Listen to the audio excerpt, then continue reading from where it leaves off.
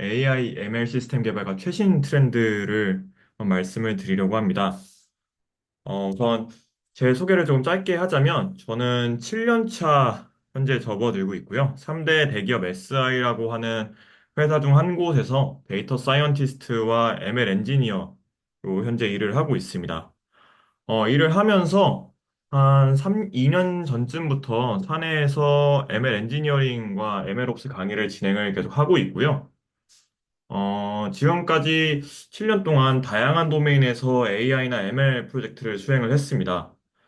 HR이나 통신이나 교육이나 보안 관련된 여러 가지 도메인에서 여러 가지 프로젝트를 진행을 했고요. 특히 HR과 교육 쪽에서 많은 프로젝트를 진행을 했습니다. 아무래도 SI 업계의 특성상 단기간이나 장기간 자사보다는 고객사 프로젝트를 다수 수행을 했고요.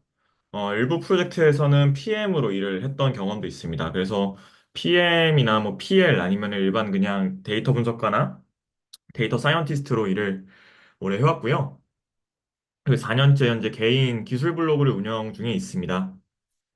네. 그래서 오늘 어떤 이야기를 해야 되나 좀 고민을 많이 했습니다. 왜냐하면 AI, ML 같은 경우에는 과거와 다르게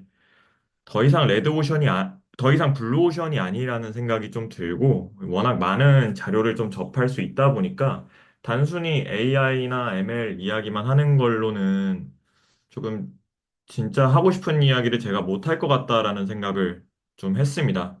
그래서 어떤 게 다른 분들께서 조금 지금까지 듣지 않은 내용으로 제가 전달을 드릴 수 있을까 고민을 좀 하다가 아무래도 제가 SI 기업을 다니다 보니 많은 분들께서 뭔가 특히 취업을 준비함에 있어서 서비스 기업과 SI 기업을 저울질하면서 서비스 기업으로 기우는 경우가 굉장히 많거든요. 저도 취업을 준비할 때는 서비스 기업으로 많이 마음을 기울였었던 것 같은데, 그래서 그런 부분을 조금 소개를 하면서 서비스 기업과 SI 기업이 어떤 차이가 있는지 또 좀 설명을 하면 좋을 것 같고, SI가 특히 무엇인지 정확하게 사실은 많이 풍문으로 들으셨을 수는 있지만 정확하게 무엇인지에 대해서는 잘 감이 없으실 수도 있기 때문에 이 부분에 대해서도 한번 설명을 해보려고 합니다. 그리고 서비스 기업과 SI 기업에서 각각 요구하는 역량이 조금 다르거든요. 어, 생각보다 기술적인 측면에서도 많이 차이가 있습니다. 그래서 그런 부분을 조금 설명을 드리고자 하고요. 그리고 SI 기업에서 AI나 ML 시스템 개발 프로세스는 어떻게 되는지에 대해서 좀 설명을 드리려고 하고, 마지막으로는 현재 제가 아무래도 7년 동안 한 회사에서 계속 일을 하다 보니까 그 회사에서 겪었던 나름 아무래도 대기업 SI 3사에 속해 있기 때문에 좀 트렌드를 좀 맨 앞에서 경험해 볼 수 있었어서 그런 트렌드 변화가 어떻게 지금까지 이어왔고 현재는 무엇에 집중하고 또 앞으로는 무엇에 집중하는 게 좋은지에 대해서 좀 짤막하게 네, 길지 않게 이야기를 해보려고 합니다. 네. 네, 우선 SI에 대해서 한번 이야기를 해볼까 하는데요. 사실 SI라고 하면은 기본적으로 이런 이미지를 굉장히 많이 떠올리실 거라고 생각을 해요. 우스갯소리로도 그냥 봉고차 와서 잡아 두 명 타라 이런 식으로 많이 한다고 하고 여러 가지 커뮤니티에서도 SI는 굉장히 소위 말하는 좀 내려치기, 비하를 좀 당하는 감이 없잖아 있습니다. 그런데 저도 사실은 그렇게 처음에 생각을 했었고 어, 지금 와서는 굉장히 좀 생각이 많이 바뀌었거든요. 그래서 SI라고 해서 반드시 나쁜 것은 아니다라는 거를 좀 설명을 드리고 싶고, SI는 그래서 무엇이냐라고 했을 때, 시스템 인테그레이션의 약자입니다. 일반적으로 시스템 인테그레이션이라고도 하고, 어, IT 서비스 업계라고도 많이 해요. 일반적인 IT 업계가 아니라 IT 서비스 업계라고 보통 많이 합니다. 그래서 위키피디아에서는 이렇게 좀 짧게 정리를 하고 있더라고요. 그래서 사용자들의 요구에 따라서 하드웨어나 소프트웨어, 네트워크 등 유형의 제품과 컨설팅 시스템 설계 및 유지 보수 등 무형 서비스 기술을 통합 의뢰자의 전산 및 경영 환경에 맞는 종합전산 해결책을 제공하는 전문 정보 처리 시스템 사업이라고 조금 길게 설명을 하고 있더라고요. 여기서 중요한 글자에 조금 하이라이트를 주어 봤는데 우선은 사용자들의 요구라는 게 굉장히 중요합니다. 그래서 일반적으로 말하는 클라이언트, 뭐 고객사라고 보통 많이들 이야기를 하는데, 고객사의 니즈에 맞는 어떤 소프트웨어나 뭐 하드웨어나 아니면 뭐 여러 가지, 굉장히 여러 가지를 해요. SI 업계에서는. 실제로 하드웨어 소프트웨어 말고도 뭐 여기 네트워크라고도 나와 있지만 뭐 뭔가 뭐 건설 사업이라든지 뭐 데이터 센터 사업이라든지 이런 것들에도 굉장히 많은 관여를 하고 있습니다. 그리고 컨설팅이나 시스템 설계 유지 보수를 한다고 되어 있는데 시스템 설계 유지 보수는 일반적인 뭐 개발 카테고리가 들겠지만 컨설팅도 굉장히 많이 하게 됩니다. 왜냐하면은 아무래도 고객이 원하는 부분을 잘 저희가 설명을 해줘야 되고 전달을 해줘야 되고 가려운 부분을 긁어줘야 되는 역할을 많이 하다 보니까 아무래도 컨설턴시, 그러니까 컨설팅 능력이 조금 요구가 되는 경우가 조금 있어요. 그래서 이 부분을 조금 한 줄로 요약을 해보면 어떨까 싶어서 한 줄로 요약을 해봤는데 고객사의 니즈에 맞는, 고객사의 요구에 맞는 제품을, 여기서 말하는 제품은 뭐 소프트웨어가 될 수도 있고, 아까 말씀드린 것처럼 굉장히 다양한 게 될 수 있고요. 그런 제품을 납기에 맞춰서 개발하는 업무가 주가 되는 업계라고 저는 생각을 합니다. 그래서 납기에 맞춘다라는 것도 굉장히 중요하고요. 그리고 고객사의 니즈에 맞는 것도 굉장히 중요합니다. 그러다 보니까 어떻게 보면은 저희가 하고자 하는 일을 많이 못하게 되는 경우도 있어요. 좀 고객에게 끌려다니는 경우도 많고, 뭔가 근태라든지, 출퇴근 같은 근태라든지, 뭐 근무지도 사실 일정하지 않을 수도 있고요. 어, 그래서 서비스 기업하고 비교했을 때 아무래도 조금, 취업 측면에서 좀 꺼려지는 부분도 없지 않아 있을 거라고 생각을 합니다. 그래서 한번 서비스 기업과 SI 기업을 한번 비교를 해 봤는데요. 네 가지 정도로 한번 카테고리를 나눠서 구분을 해봤습니다. 비교를 해봤는데, 일단 일반 서비스 기업 같은 경우에는 자사 제품이나 플랫폼을 다수의 사용자에게 제공하는 게 가장 중요한 비즈니스 모델일 거라고 생각을 합니다. 어, 그러다 보니 그 자사 제품을 최대한 많이 사용하게 하기 위해서 어떻게든지 뭐 유연하고 협업 중심의 조직 구조가 굉장히 잘 이렇게 구성이 될 수 있는데요. SI 기업은 아무래도 좀 반대의 성향이 좀 큽니다. 고객에게 맞는 솔루션을 제공을 하는 게 SI 기업에서는 가장 큰 비즈니스 모델이 되고요. 그러다 보니까 아무래도 프로젝트 단위로 조직을 구성을 하는 경우가 많습니다. 그러니까 조금 더 부연 설명을 하자면 프로젝트 단위로 조직을 구성한다는 게 어떤 프로젝트를 한다. 그래서 그 사람들끼리 모여 있다. 이거에서 더 나아가서 그 프로젝트를 대응하기 위한 팀 아니면 그 이제 상위 조직들, 사업부까지도 구성이 될 수 있다는 이야기고요. 그러다 보니 회사 안에서는 어떤 조직이 어떻게 구성되느냐에 따라서 회사가 지금 어떤 사업에 포커스를 맞추고 집중을 하고 있구나를 좀 한눈에 알 수가 있습니다. 네. 그래서 SI 기업은 뭔가 좀 협업이 쉬운 구조라기보다는 프로젝트 단위로 좀 조직을 구성을 하는 경우가 있어요. 그리고 개발 프로세스에서도 조금 차이가 있을 것 같습니다. 일반 서비스 기업 같은 경우에는 뭔가 납품을 하는 게 메인 업무가 아니잖아요. 납기를 지키는 것이 메인 업무가 아니기 때문에 그리고 자사 제품과 플랫폼을 계속해서 개발을 하고 유지 보수하는 거기 때문에 개발이나 릴리즈 주기가 그렇게 느리지 않습니다. 굉장히 빠르게 진행이 되는 편이고 뭔가 사용자 경험 개선이나 지속적으로 뭔가 좀 좋은 서비스를 개발하기 위해서 업데이트에 집중을 하는 측면이 있습니다. 그래서 애자일한 프로젝트를 굉장히 많이 하고, 뭐, 협업 툴 같은 것도 많이 사용을 하죠. 뭐, 컨플루언스라든지, 뭐, 지라라든지, 이런 식의 프로젝트 관리 도구를 굉장히 많이 사용을 합니다. 물론, 뭐 SI 기업이라고 해서 그런 걸 사용을 하지 않는 건 아닌데, SI 기업은 기본적으로 이제 자사 제품이 아니기 때문에 조금 제약사항이 걸려요. 그래서 실제로 SI 기업 같은 경우에는 요구사항 분석부터 설계, 개발, 테스트, 유지 보수까지 전체 프로세스를 굉장히 단계 단계를 하나하나 다 체계적으로 관리를 합니다. 그래서 사실 SI 기업에서 개발하는 능력도 굉장히 중요한데요.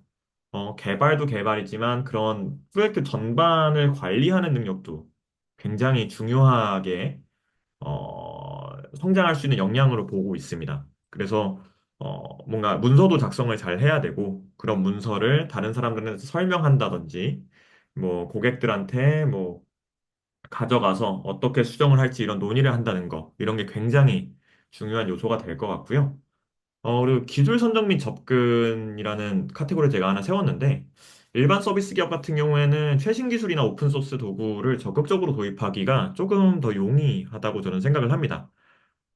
특히 공부를 많이 하시는 분들이거나 뭔가 트렌드에 조금 예민하신 분들, 그래서 좀 쫓아가고자 하시는 분들께서는 소위 말하는 네카라쿠베의 기술 블로그를 많이 보실 거예요. 기술 블로그를 많이 보시다 보면은 다른 뭔가 SI 기업하고는 다르게 새로운 기술이 나왔을 때 그것을 적극적으로 도입하는 움직임이 굉장히 많이 보입니다.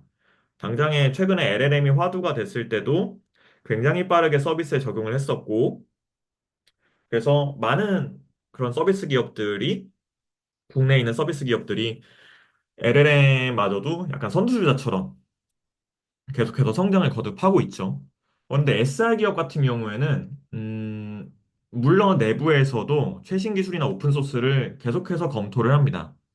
검토를 하는데, 그럼에도 불구하고 결국 이것은 제품을, 네, 납품하는 거기 때문에 안정성과 장기 운영을 위해서 검증된 기술을 선호할 수밖에 없어요.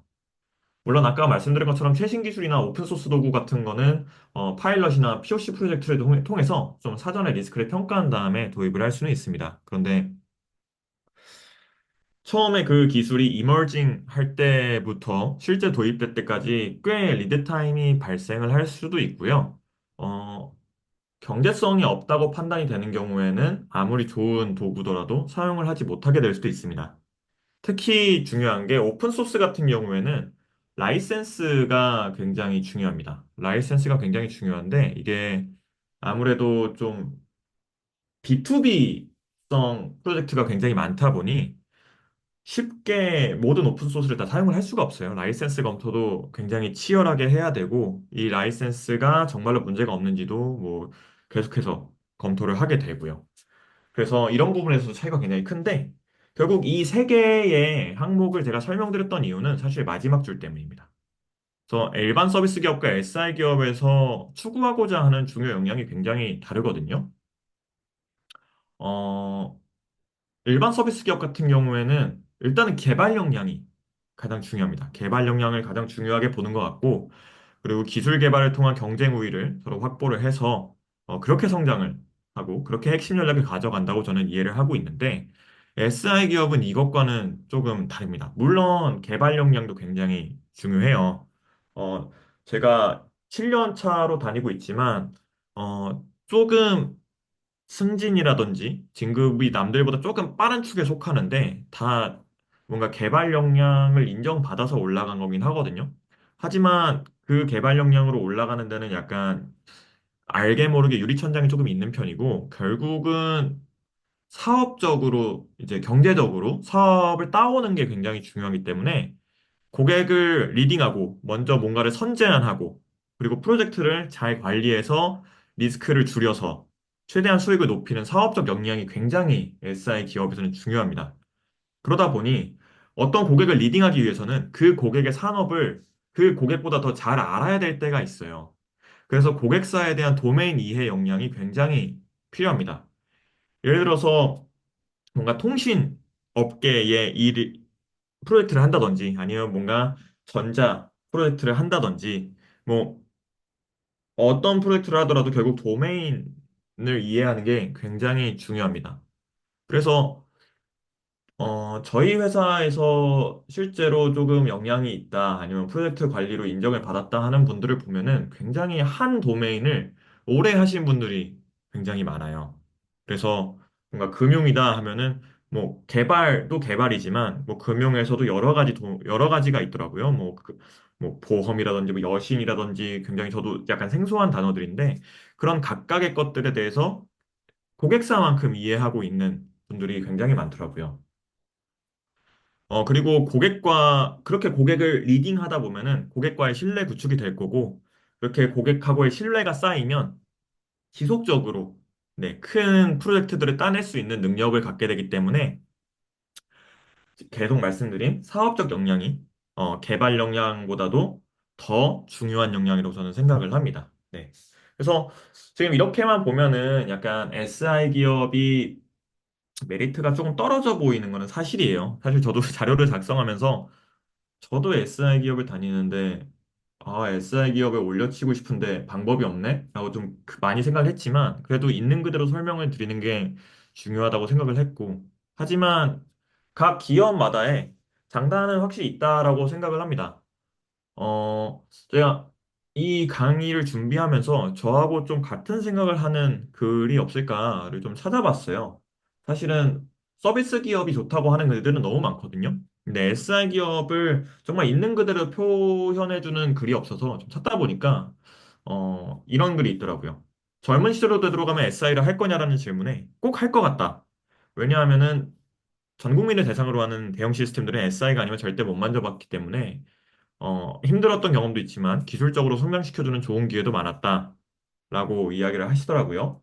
그러니까 이 말씀이 맞다고 생각이 드는 게 사실 뭔가 일반적으로 말하는 공공 과제, 공공 프로젝트들은 아무래도 SI 기업을 통해서만 진행을 할 수가 있어요. 그래서 실제로 그런 대형 프로젝트를 들어가면은 진짜 막 백수십 명 들어가고 막 이러거든요.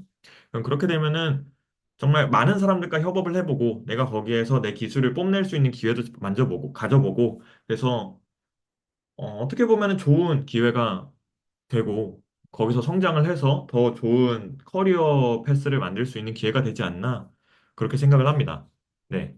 그래서 개인적으로 생각하는 SI 기업의 장단점은 이렇게 좀 나눌 수 있을 것 같아요. 일단 장점으로 하면은 다양한 도메인을 접할 수 있다는 게 장점일 것 같습니다. 저만 하더라도 굉장히 다양한 도메인을 접했고 물론 대부분 대기업 SI 3사의 도메인은 제조에 좀 국한이 되어 있는 부분이 없잖아 있는데 저는 좀 이레귤러거든요. 오히려 제조 쪽 경험이 굉장히 적고 B2C 쪽 경험이 조금 많은 편이에요.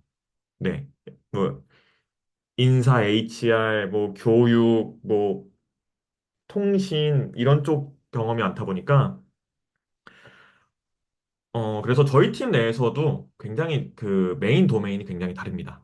네. 아까 말씀드렸던 저는 그런 사람이고, 뭐 제 동기들 중에서도 제조만 했던 사람도 있고, 네. 그래서, 마음 먹고 기회만 된다면 다양한 도메인에 접할 수 있다는 게 굉장히 큰 장점이고, 또한 사업에 대한 이해도를 높일 수가 있습니다. 아무래도, SI 기업에 입사를 하고 나서 조금 짧지 않은 시간이 지나면 아무래도 사업에 대한 좀 책임을 맡게 돼요. 뭐, 프로젝트 파트 리더를 한다든지, 이런 식으로 사업에 조금 더 비중을 갖는 식으로 일을 하게 되는데, 그러다 보니까 실제로 돈이 어떻게 왔다 갔다 하고, 사업이 어떻게 진행이 되어가고, 이런 것들에 대한 이해도가 조금 높아질 수 있습니다. 네.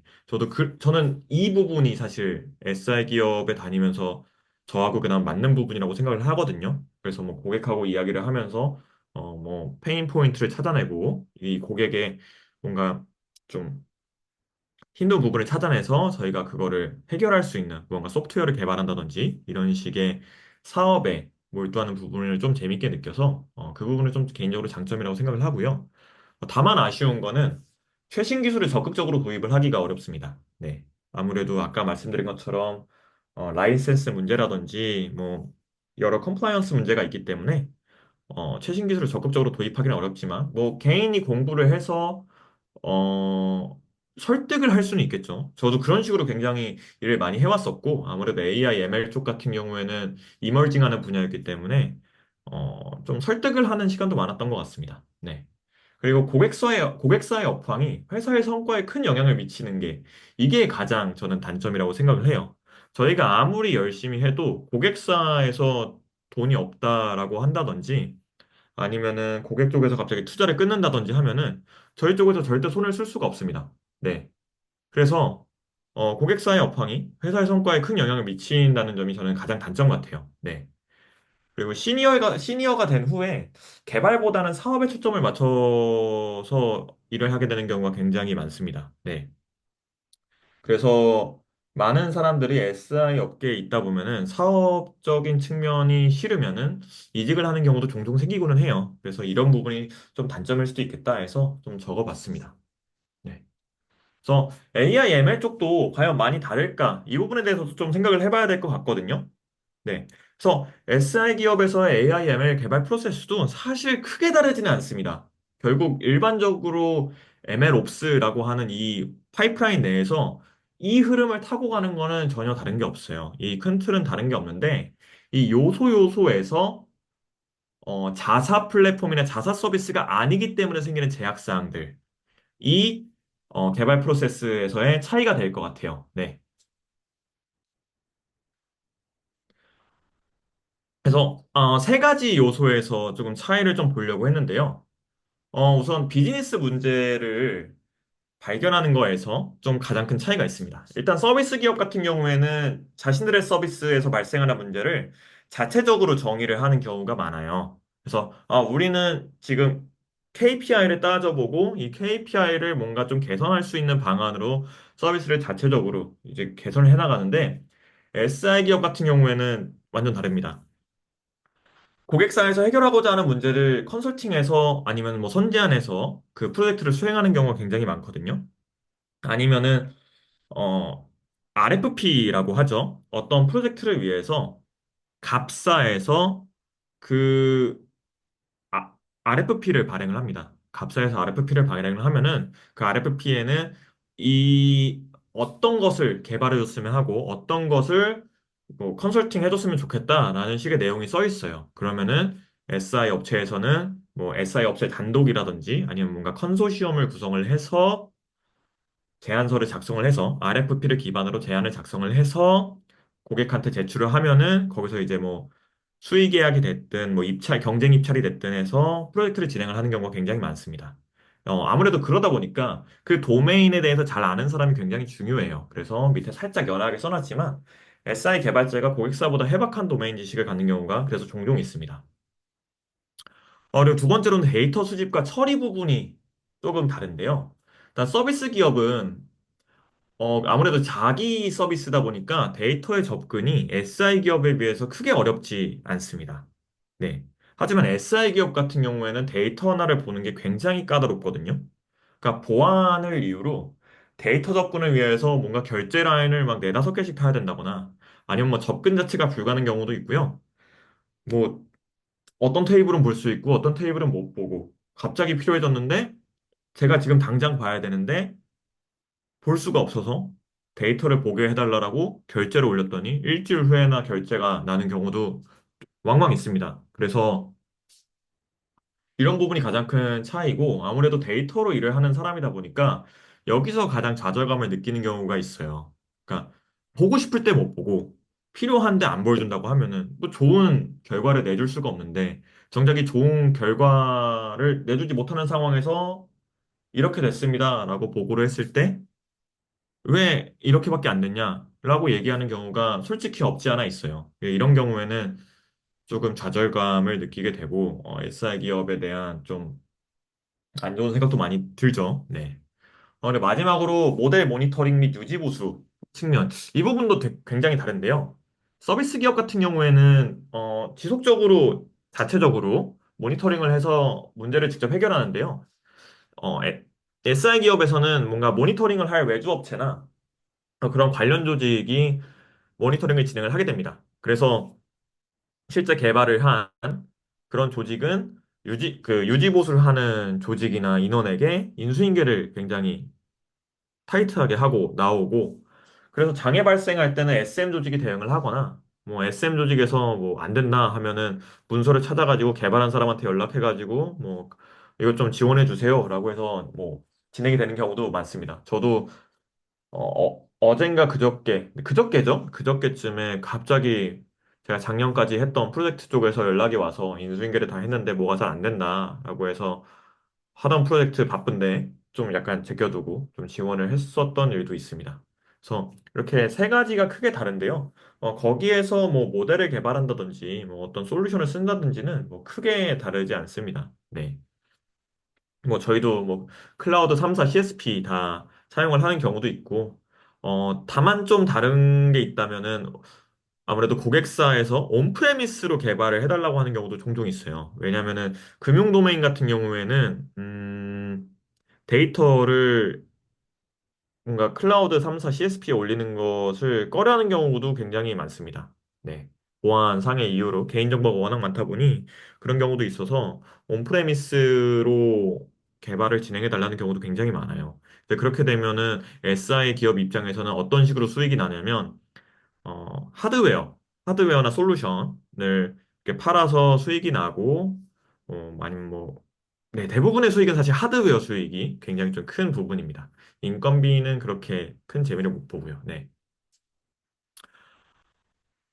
그리고 최근에 오늘 제가 본 기사 중에서는 사실 공공 사업 쪽에 특히 작년에 좀 유명했었던 AI 디지털 교과서 사업 같은 경우에는 클라우드를 사용할 수 있는, 그러니까 사용할 수 있는 클라우드 업체가 해외 업체는 없었어요. 왜냐하면 클라우드 보안 인증을 받았어야 됐는데, 그걸 받았던 거는 뭐 네이버 클라우드라든지 카카오 클라우드밖에 없었고, 그 클라우드사 중에서 하나를 골라서 개발을 진행을 했었습니다. 근데 오늘 기사를 보니까 AWS도 CSAP 좀 낮은 등급의 인증을 받아서 이제는 그런 과제에 AWS도 사용을 할 수 있다라는 기사가 있더라고요. 네.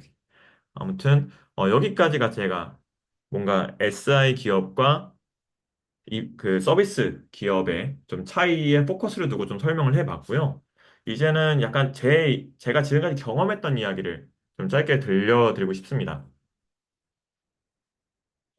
제가 2018년도에 이 회사, 지금 다니는 회사에 입사를 하고 나서 올해까지 7년 정도 좀 겪으면서 제가 좀 크게 생각했던 부분들을 좀 타임라인으로 정리를 해봤어요. 그래서 2019년도에는 아무래도 그 분야가 크지가 않았다 보니까 XG 부스트나 Y2GBM 같은 모델만 써도 최신 소타 모델, 스테이트 오브 디 아트 모델이던 시절이었어요. 심지어 2019년에는 캡 부스트 이런 것도 없었기 때문에 이런 모델만 써도 기존의 모델들보다 훨씬 더 나은 성능이 나왔고, 고객도 어쩔 수 없이 만족을 할 수밖에 없는 이제 그런 좀 편하게 일을 할 수 있었던 시절이었습니다. 그러다가 2020년에 오토ML이라는 게 이제 곽광을 받기 시작해요. 오토ML이라는 걸 모르시는 분들도 계실 수 있으니까 머신러닝 모델을 학습하고 뭔가 평가하고 실험하는 이 일련의 과정들을 다 자동화해주는 툴입니다. 그래서 오토ML이 나와서 저희도 막 리서치하고 막 그랬었는데 오토ML이 있으면은 아무래도 다른 조직에서는 굉장히 편하게 저희를 쓰지 않고 일을 할 수 있다 보니 자기네들이 오토ML을 막 도입해서 막 프로젝트를 진행해 보려고 했었지만 다행히 실제로 과제화하기에는 충분하지 않았던 솔루션이었기 때문에 다행히 유행이 오래가지 않았었습니다. 그리고 21년도에는 코비드 19이 확산이 됐었죠. 근데 사실은 코로나 때문에 사업이 굉장히 불확실성이 커졌었고 저희는 내부적으로 많은 회사들에서 투자를 줄이겠다라고 걱정을 하고 있었는데 되려 뭔가 근무 스타일도 뭔가 재택이라는 게 생기고 갑자기 고객사에서 생각보다 네, 투자를 많이 해서 그리고 실제로 서비스 기업들도 이때 굉장히 붐이 있었습니다. 그래서 IT 붐이 일어나면서 굉장히 사업이 좀 성황이었고요. 그리고 이쯤에서 MLOps가 좀 중요성이 대두가 되고 있었습니다. 크지는 않았었고 암암리에, 네. 구글 같은 경우에는 훨씬 이전부터 그 관련 논문으로 조금 MLOps의 중요성을 말하고 있었지만, 저희 회사 같은 경우에는 이쯤부터였던 것 같아요. 그리고 그 다음에 지나서 조직 내에서 MLOps에 대한 본격적인 관심이 늘어납니다. 왜냐하면은 ML이라는 분야가 점점 사람들도 많아지면서 아무래도, 어, 좀 많이들 접근할 수 있으니까 새로운 돈이 될 수 있는 걸 찾다 보니 이제 MLOps가 된 거죠. 네, 그래서 본격적으로 관심이 증대를 했는데 이제 그러다가 2023년도에 이제 LLM이 굉장히 뜨면서 LLM을 활용하는 POC가 굉장히 폭발적으로 늘어났습니다. 그래서 저 같은 경우도 이때 랭체인 초기 버전, 그러니까 0.1 버전 때를 이용해서 RAG 프로젝트를 굉장히 많이 했었고요. 한 이때만 해도 POC를 한 서너 개 한 것 같아요. 네, 서너 개 했었던 것 같고, 이제 2024년에는 이제 이런 POC들을 중심으로 해서 뭐 금융이라든지 뭐 다른 굉장히 큰 규모의 RAG 프로젝트가 생겨나기 시작했습니다. 이게 아무래도 금융 같은 경우에는 개인정보가 많다 보니 바로 도입을 할 수가 없어. 이렇게 뭔가 이머징 하는 분야는 좀 1년 뒤에 이렇게 시작을 하는 경우가 많습니다. 네. 그리고 이제 올해쯤 되니까 ML과 관련 없는 조직에서도 뭐 예를 들어서 아키텍트라든지 뭐 관련한 뭐 CTO 조직이라든지 이쪽에서도 그냥 일반적으로 에이전틱 AI를 미래 먹거리로 판단을 하기 시작하면서 굉장히 많이 네, 저희 입장에서는 물어뜯기는 느낌을 받고 있어요. 그래서 앞으로의 포인트는 아마 이 에이전틱 AI가 아닐까 싶습니다. 그래서 좀 LLM 시장이 아무래도 좀 굉장히 빠르게 성장을 하고 있잖아요.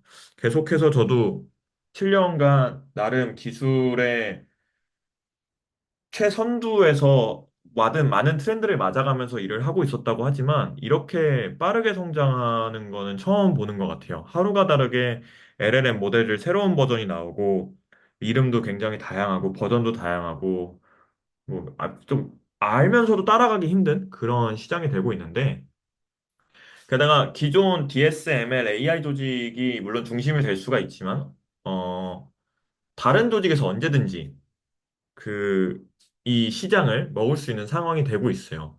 왜냐면은 ML이나 기존 AI 같은 경우에는 뭔가 학습을 해야 되거나 이런 것들 때문에 접근성이 그렇게 좋지는 않았거든요. 뭐 석사를 요구하는 경우, 박사를 요구하는 경우도 굉장히 많았고 해서 접근성이 그렇게 좋지 않았는데 LLM 같은 경우에는 간단하게 API 하나 이용해가지고 뭔가 간단한 챗봇 애플리케이션을 만들 수 있을 정도다 보니까 저희 입장에서는 약간 좀 시장을 뺏기는 기분이 조금 들더라고요. 그래서 SI 3사에서 다뭐 에이전틱 AI 에이전트에 대해서 굉장히 지대한 관심을 갖고 있습니다. 삼성 SDS 같은 경우도 뭔가 구글이나 MS와 함께 AI 에이전트 경쟁을 한다는 기사가 있었고, LG GS 같은 경우에는 코이어와 함께 에이전틱 AI 시장을 선점한다는 기사도 있었고, SK CNC도 산업특화 에이전트 사업을 이제 시동을 걸었다. 이게 다 최근 6개월 내에 다 나온 기사거든요. 그래서 이런 식으로 에이전틱 AI 시장이 굉장히 커질 것 같다. 사실 개인적으로는 2023년부터 과제를 했을 때 에이전트를 개발을 해서 뭔가 POC를 진행을 하긴 했었어요. 그래서 그때는 LLM의 성능이 지금 정도가 아니었어서 할루시네이션도 되게 많았고 그래서 시장이 엄청 커질까라고 했는데 LLM 성능이 엄청 좋아지고 경쟁 LLM도 많이 등장을 하면서 시장이 점점 커지더라고요. 그래서 제가 최근에 어떤 사이트를 보다가 에이전트 마켓 맵이 있더라고요. 이렇게 AI 에이전트 시장에 대한 마켓에 대한 지도를 그린 건데 벌써 이렇게 굉장히 많은 업체가 생겨 있더라고요.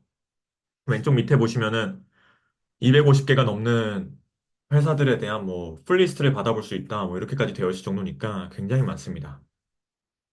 원래 제가 강의 자료를 여기까지만 준비했다가 요즘 정말로 유행하는 게 따로 이제 AI 에이전트와 더불어서 유행인 게 하나 더 있는 것 같아서 한 장만 더 추가했는데요. 요즘은 모델 컨텍스트 프로토콜이 굉장히 인기인 것 같습니다. 아무래도 제가 RAG 과제들을, LLM 과제들을 굉장히 많이 했을 때 뭔가 데이터를 주고받는 양식이라든지 뭔가 포맷이라든지 이런 표준화된 게 없어서 그때그때마다 필요에 의해서 만들고 그랬었거든요. 근데 MCP, 이 모델 컨텍스트 프로토콜이 나오면서 이게 나온 지 제가 기억하기로는 11월에 나왔으니까 이제 한 5개월 됐나요? 5개월 정도 됐는데 굉장히 요즘 주목을 받고 있습니다. 그래서 뭐 다른 서버와 클라이언트 단 해서 여러 인테그레이션이 나오고 있고 굉장히 많이 나오고 있는데 저도 지금 공부를 하고 있지만 이쪽이 가장 커지지 않을까라고 생각을 했습니다. 네. 그래서 제가 준비한 내용은 여기까지고요. 네.